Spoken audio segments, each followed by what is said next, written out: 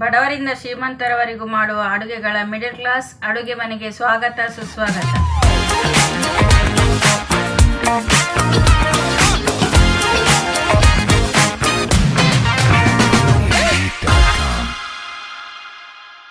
ಇವತ್ತಿನ ವಿಶೇಷ mix millet dosa. ಇದಕ್ಕೆ ಉದ್ದಿನ ಬೇಳೆ ಬೇಡ, ಅಕ್ಕಿ ಬೇಡ, ಏನು ಬೇಡ. ಮಿಲೆಟ್ ಮಿಕ್ಸ್ ಮತ್ತು ಗೋಧಿ ಹಿಟ್ಟು, ಒಂದು ಸ್ವಲ್ಪ ರವೆ ಇದ್ದರೆ ಸಾಕು. ಫರ್ಮೆಂಟೇಷನ್ ಮಾಡಬೇಕಾಗಿಲ್ಲ. ಈನೋ ಬೇಡ, ಸೋಡಾ ಬೇಡ, ಏನು ಬೇಡ. ಕ್ವಿಕ್ಕಾಗಿ ಕೂಡಲೇ ಮಾಡೋ ದೋಸೆ. ಹಿಂದಿನ ದಿವಸ ರುಬ್ಬಿಡಬೇಕಾಗಿಲ್ಲ. ಎಲ್ಲಿಗಾರು ಹೊರಗಡೆ ಹೋಗಿದ್ದರೆ ರಾತ್ರಿ ಆಯಿತು ಬಂದು ನಾಳೆ ಬೆಳಿಗ್ಗೆ ಏನು ತಿಂಡಿ ಮಾಡೋಣ ಅಂತ ಆಲೋಚನೆ ಮಾಡೋ ಅಷ್ಟೊತ್ತಿಗೆ ಪಟ್ಟ ಇದು ಬೆಳಿಗ್ಗೆ ಮಾಡಿಬಿಡ್ಬೋದು. ಈಗ ಶುರು ಮಾಡೋಣ. ಈಗ ನಾನು ಲೋಟ ತೊಗೊಂಡಿದ್ದೀನಿ. ಒಂದು ಲೋಟದಲ್ಲಿ ಅರ್ಧ ಲೋಟ ಮಿಲೆಟ್ ಮಿಕ್ಸ್ ಪೌಡರ್ ಹಾಕೋಳ.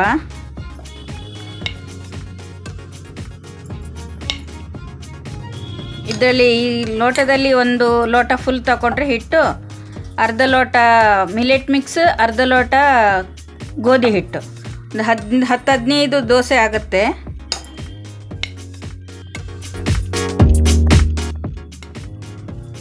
ಅರ್ಧ ಲೋಟ ಮಿಲೆಟ್ ಮಿಕ್ಸ್ ಹಾಕಿದ್ದೀನಿ. ಅರ್ಧ ಲೋಟ ಗೋಧಿ ಹಿಟ್ಟು ಹಾಕೋಣ. ಮನೇಲಿರೋದು ಯಾವುದು ಗೋಧಿ ಹಿಟ್ಟು ಆಗುತ್ತೆ.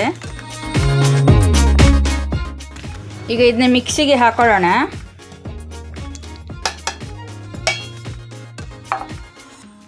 ಈಗ 2 ಸ್ಪೂನು ರವೆ ಹಾಕೊಳ್ಳೋಣ. ಉಪ್ಪಿಟ್ಟು ರವೆ, ಚಿರೋಟಿ ರವೆ, ಯಾವ ರವೆನಾದರೂ ಹಾಕೋಬೋದು.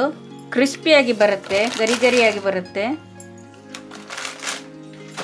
ಇವಾಗ ಇದಕ್ಕೆ ಫಸ್ಟ್ ನೀರು ಹಾಕಿಲ್ಲ, ಹಾಗೆ ಒಂದ್ಸರಿ ರುಬ್ಕೊಳ್ಳೋಣ. ರವೆ ಎಲ್ಲ ಸ್ವಲ್ಪ ನೈಸ್ ಆಗುತ್ತೆ.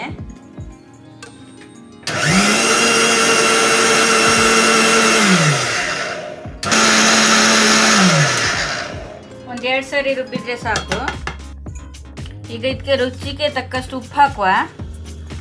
ಆಮೇಲೆ ನೀರು ಹಾಕಿ ಮಿಕ್ಸಿ ಮಾಡೋಣ. ನಾನು ಯಾಕೆ ಮಿಕ್ಸಿಯಲ್ಲಿ ಮಾಡ್ತಾ ಇದ್ದೀನಿ ಅಂದರೆ, ಹೀಗೆ ಕೈಯಲ್ಲಿ ಕಲಸಿದ್ರೆ ಗಂಟಾಗುತ್ತೆ.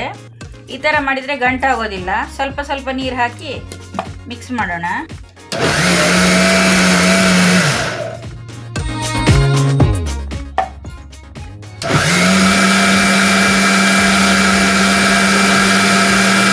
ಸ್ವಲ್ಪ ಅಂಟ್ಕೊಳ್ಳುತ್ತೆ ಮಿಕ್ಸಿಗೆ.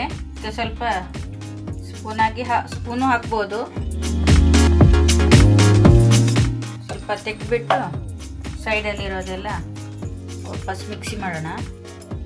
ಇದು ಆಗಿದೆ. ಈಗ ಕಲ್ಲುಪ್ಪು ಇಲ್ಲದವರು ಪುಡಿ ಉಪ್ಪು ಬೇಕಾದ್ರೆ ಹಾಕೋಬಹುದು.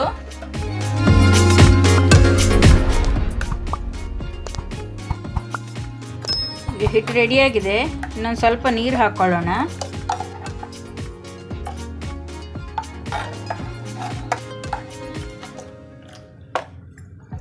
ಇದು ಕಾವಲಿ ಇಟ್ಟಿದ್ದೀನಿ ನಾನು. ಕಾವಲಿ ಬಿಸಿ ಮಾಡ್ಕೊಳ್ಳೋಣ. ಇದು ತೆಂಗಿನ ಜಿಟ್ಟು. ಇದರಲ್ಲೇ ನಾವು ಎಣ್ಣೆ ಹಾಕೋದು ಕಾವಲಿಗೆಲ್ಲ. ಇದು ಒಂದು ತೆಗೆದಿಟ್ರೆ ಸಾಕು, ಎಷ್ಟು ದಿವಸ ಬೇಕಾದ್ರೆ ಬರುತ್ತೆ. ಹಾಗೆ ಇಟ್ಕೋಬೋದು, ಏನು ಹಾಳಾಗಲ್ಲ.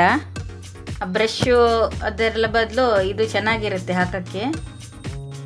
ಈಗ ಎಣ್ಣೆ ಹಾಕ್ತಾ ಇದ್ದೀನಿ ನಾನು. ಈ ಮಿಲೆಟ್ ಮಿಕ್ಸ್ ಯಾರು ಬೇಕಾದ್ರೆ ಉಪಯೋಗಿಸ್ಬೋದು. ದೊಡ್ಡವರು ಚಿಕ್ಕವರು ಯಾರು ಬೇಕಾದ್ರೆ ಯೂಸ್ ಮಾಡ್ಕೋಬೋದು. ಏನು ಟೈಮ್ ಇಲ್ಲ ಅಂದರೆ ಪಕ್ಕನೆ ಒಂದು ಮಿಕ್ಸ್ ಇದ್ದರೆ ಒಂದು ಸ್ವಲ್ಪ ಗೋಧಿ ಹಿಟ್ಟು, ಒಂದು ಸ್ವಲ್ಪ ರವೆ ಇದ್ದರೆ ಎಲ್ಲರ ಮನೇಲಿ ಇರುತ್ತೆ ಅದು.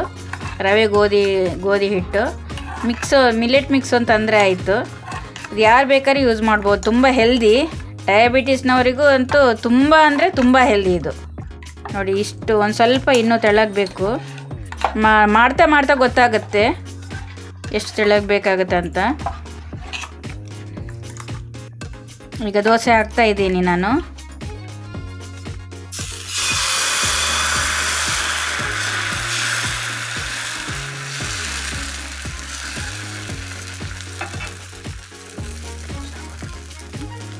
ಈ ರೀತಿ ದೋಸೆ ಹಾಕಬೇಕು. ಈಗ 1 ನಿಮಿಷ ಸಾಕಿದು, ಜಾಸ್ತಿ ಏನು ಬೇಯಿಸಬೇಕಾಗಿಲ್ಲ. 1 ನಿಮಿಷ ಆಗಿದೆ. ಈಗ ಮೊದಲೇ ದೋಸೆ ಕೆಲವು ಸರ್ತಿ ಹೇಳೋದಿಲ್ಲ, ಅದನ್ನ ದೇವರಿಗೆ ಅಂತ ಬಿಟ್ಬಿಡಬೇಕು. ಆಮೇಲೆ ಎರಡನೇ ದೋಸೆ ಚೆನ್ನಾಗಿ ಹೇಳುತ್ತೆ.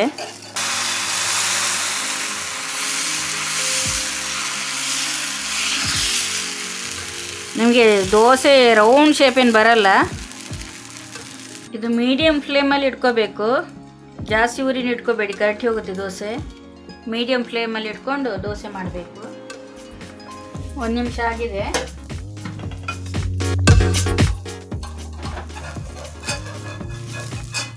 ತಿರ್ಸಿ ಹಾಕೋಣ. ಈಗ ಆಗಿದೆ, ತೆಗಿಯೋಣ ದೋಸೆ. ಈ ದೋಸೆ ಹಿಟ್ಟು ತುಂಬ ತೆಳ್ಳಗೆ ಮಾಡೋಕ್ಕೆ ಹೋಗಬೇಡಿ, ತೆಳ್ಳಗೆ ಮಾಡಿದರೆ ದೋಸೆ ಎದ್ದೊಳಲ್ಲ. ಇಷ್ಟೇ ಹದ ಇರಬೇಕು, ದಪ್ಪನೂ ಇರಬಾರ್ದು ತೆಳ್ಳಗೂ ಇರಬಾರ್ದು, ಇಷ್ಟು ಹದ ಇದ್ದು ಮಾಡಬೇಕು.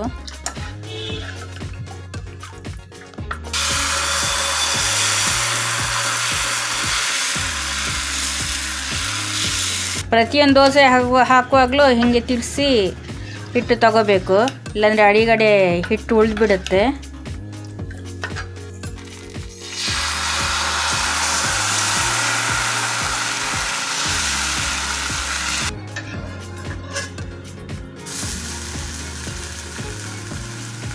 ಬೌಲು ಒಂದು 3/4 ಬಟ್ಲಷ್ಟು ತೆಂಗಿನಕಾಯಿ, ಇದಕ್ಕೆ ಟೊಮೆಟೊ ಚಟ್ನಿ, ಈರುಳ್ಳಿ ಚಟ್ನಿ, ಇಲ್ಲ ಚಟ್ನಿ ಪುಡಿನೂ ಆಗುತ್ತೆ, ಏನು ಬೇಕಾದ್ರೆ ಹಾಕ್ಕೊಂಡು ತಿನ್ಬೋದು. ಯಾವ ಚಟ್ನಿನೂ ಆಗುತ್ತೆ, ನೆಲಗಡಲೆ ಚಟ್ನಿ. ನಾನೀಗ ಪುದೀನ ಕೊತ್ತಂಬರಿ ಚಟ್ನಿ ಮಾಡ್ತಾಯಿದ್ದೀನಿ.